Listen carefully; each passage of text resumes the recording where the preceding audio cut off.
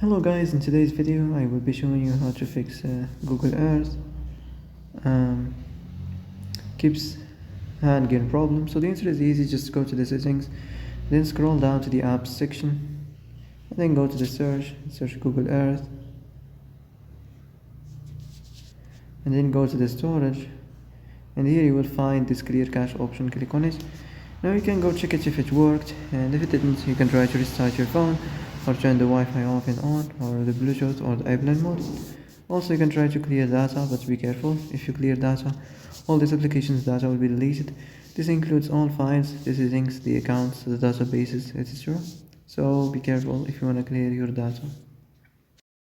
And that's it for today's video. I hope this is the answer you've been looking for. If you like this video, don't forget to like and subscribe, and see you in the next video. Thanks for watching.